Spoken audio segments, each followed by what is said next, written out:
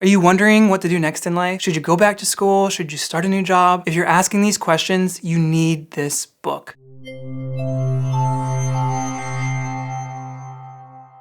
What's up, guys? I'm Royce Morris, and you're watching The Online Student. If this is your first time here, welcome. This channel is all about providing you with the tools and community you need to survive life in online school.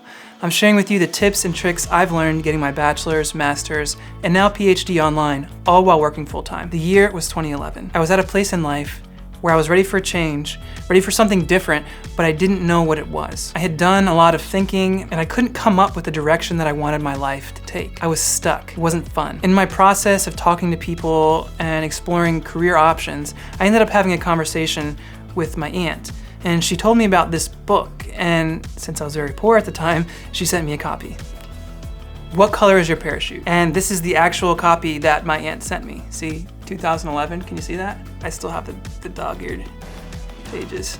Just in case you had any doubt that this was dealing with the right topic, the other words on the cover ask, where do I go from here with my life? What do you most want to do? Where do you most want to do it? I mean, that's what it says right here, look at that. These were questions that I was asking myself. So I sat down and devoured the whole book. It was life-changing, but not in the ways that I thought it would be. The main focus of this book is career change. It gives a ton of advice, and it's updated every year to keep pace with the ever-changing job market, and of course technology. And I think that's one of the things that makes this book so unique. And it's been touted as the best job hunting book in the world, at least on the cover. So when I first sat down with the book, I thought it would tell me exactly what to do in life. I thought it would say that I should work in this career, in this part of the country, and look for this salary. But it didn't tell me any of that. It told me something better. It told me about myself, the things that I cared about, and it helped me decide which things were more important than others. And that might sound counterproductive, but it's not. Here's why. How could you ever find the right job, or right school, or right degree if you don't know enough about yourself to know what you want out of life? When we can discover the things we actually care about, we know how to spend our time. We know where to focus our energy. The other day, I was listening to a podcast called The Jordan Harbinger Show. Jordan was hosting a guest who was talking about how so many of us walk through life without any self-awareness.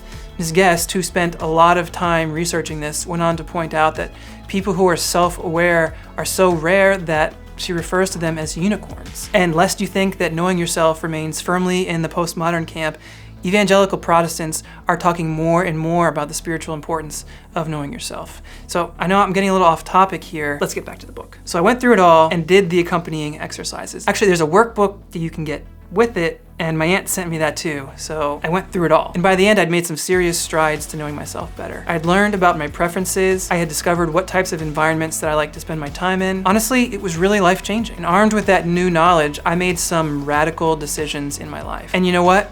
I haven't regretted them. Ultimately, they led me to pursuing my PhD and making this video here for you guys. If you're at a crossroads in your life, get this book. Seriously, get it today. It will help. Also, don't forget your community, your faith, your family, or friends.